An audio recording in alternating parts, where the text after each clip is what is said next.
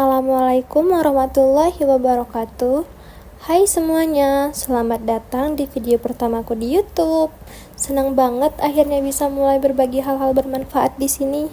Di channel ini, aku bakal bahas berbagai topik seputar perpajakan, ekonomi, dan hal-hal menarik lainnya. Tentunya dengan cara yang mudah dipahami dan relevan dengan kehidupan kita sehari-hari. Dan di video pertama ini, aku mau ajak kamu buat belajar bareng tentang salah satu hal penting dalam pajak pertambahan nilai, yaitu pajak masukan dan pajak keluaran. Kedengarannya rumit, tapi tenang aja, di sini kita bakal bahas pelan-pelan dengan contoh yang sederhana biar kamu langsung paham. Yuk kita simak sama-sama. Berdasarkan pasal 1 angka 24 dan 25 Undang-Undang PPN, pajak masukan adalah pajak pertambahan nilai yang seharusnya sudah dibayar oleh pengusaha kena pajak atas perolehan barang kena pajak, perolehan jasa kena pajak, pemanfaatan barang kena pajak tidak berwujud dari luar daerah pabean, pemanfaatan jasa kena pajak dari luar daerah pabean, dan atau impor barang kena pajak.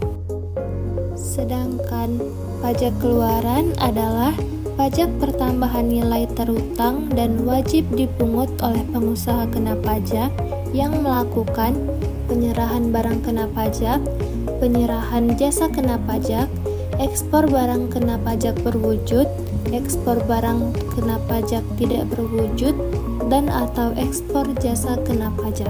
Sebagai contoh, terdapat 3 pihak. Yang pertama, pihak X sebagai pabrik tepung, yang kedua pihak Y sebagai produsen roti, dan pihak Z sebagai konsumen akhir. Pihak Y membeli tepung dari pihak X seharga 20.000 akibat tarif PPN 11%, maka total yang dibayar oleh pihak Y adalah 22.200. Nah, dari jumlah tersebut, 2.200 merupakan pajak masukan bagi pihak Y.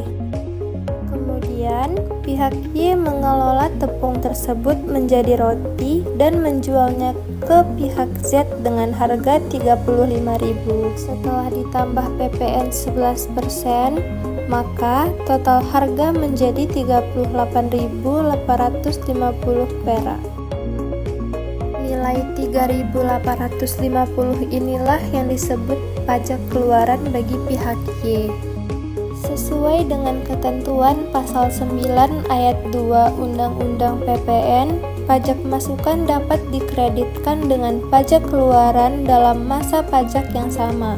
Dari proses pengkreditan ini, ada 2 kemungkinan yang dapat terjadi.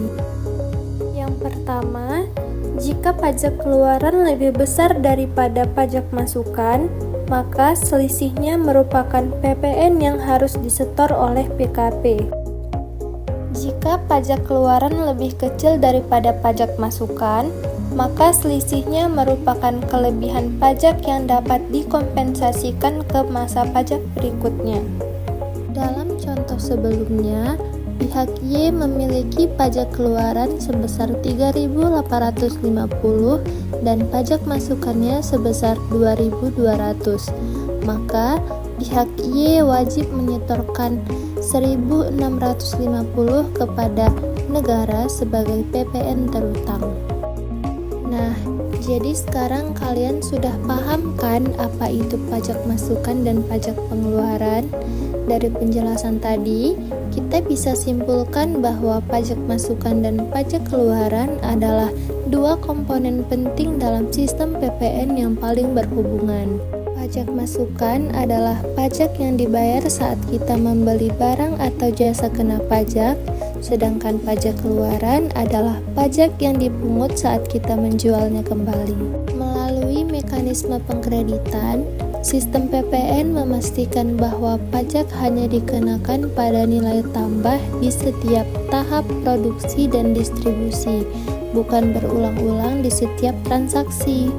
Dengan begitu, beban pajak akhirnya hanya ditanggung oleh konsumen akhir, sementara pelaku usaha cukup menyetor selisih antara pajak keluaran dan pajak masukan. Jadi, sistem PPN bukan hanya adil dan transparan, tapi juga membantu menjaga alur ekonomi tetap efisien. Semoga kamu lebih paham ya bagaimana pajak pertambahan nilai bekerja dalam kehidupan sehari-hari. Terima kasih.